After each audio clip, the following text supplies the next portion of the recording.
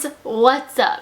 Today we are doing a video and it is going to be a review on Shearwater Part 1 by Derek Murphy. I was sent this book by the author himself for an honest review, but first we need a fact of the day. There's this thing that women have been doing with their voices, specifically young women, and it sounds like this. Basically, it's this thing called vocal fry. You hear it? So vocal fry is this thing also known as creaky voice in the IPA, which is the International Phonetic Alphabet. It's this weird thing because speech pathologists have come out and said that vocal fry is bad for your voice, but it's actually something that we see in like actual languages regularly. Because it's seen in regular languages, we know that it's not hurting your voice. So it's just this weird thing that like, of course we're gonna say that it's bad for your voice when it's something that young women do, because women are awful. And it's not bad for your voice, it's just a thing that happens in English language right now. That is my fact of the day. Now let's get into this video.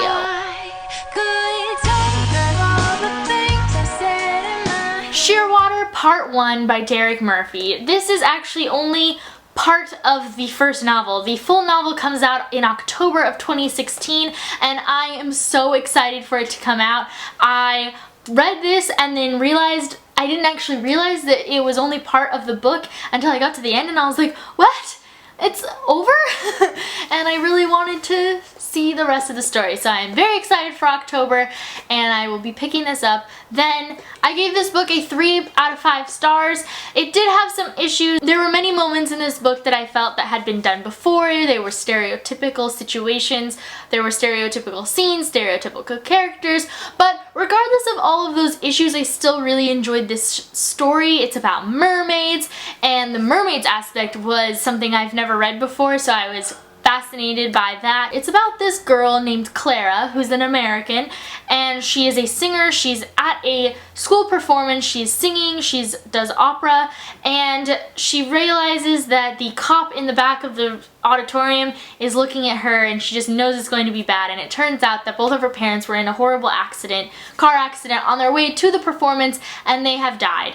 And so she doesn't have any family in America, but instead of being put into the system, it turns out that she has a grandpa in Ireland that she didn't know existed. She didn't even know her mom was from Ireland, and she ends up having to move to Ireland after her parents' death because he's her guardian in her mother's will. But once she gets to Ireland, things start getting a little bit weird. She turns 16 and all of a sudden she notices a lot of changes. There's some mystery revolving around why her mother left Ireland, why her mother never told her she was from Ireland, as well as other stuff like about her mother's mom and just all of this fun mystery type things. And then of course, as the story goes on, we meet some different characters who have information for us and we get to know more about this whole mermaid aspect. And I think the mermaid stuff was the most interesting thing. Like I said, this was only part 1, so because we didn't get the full book, we only see the mermaids for a very short period at the very end of this part of the story that I read.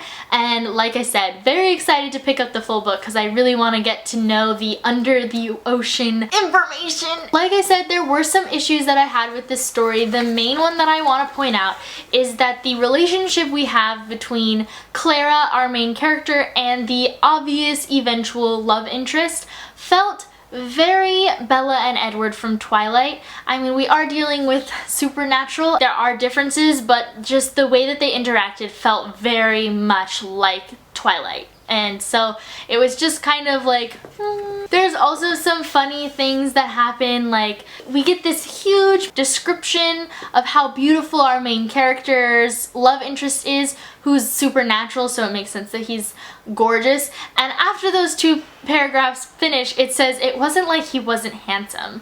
And I was just like, Even with all of these issues, I found this story very entertaining. Like, I didn't want to put it down. I always wanted to be reading it. It was an entertaining read no matter what. It just had a lot of things. It was still good. A lot of these issues that I had felt like our author was trying really hard to stay away from stereotypes, but then inevitably got stuck in the trope. Like I said, this book was a 3 out of 5 stars. I found it very entertaining. I really loved the plot of the mermaid aspect. I loved the mystery aspects.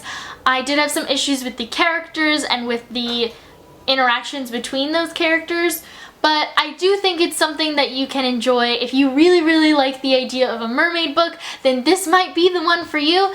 I do recommend waiting and ordering it, buying it in October when the full book comes out. It was unfinished. It felt like it ended in the middle of the story. I hope you guys enjoyed this video. Give it a thumbs up if you did. Comment down below any other mermaid books you've read, or if you have picked up Shearwater, what you thought of it.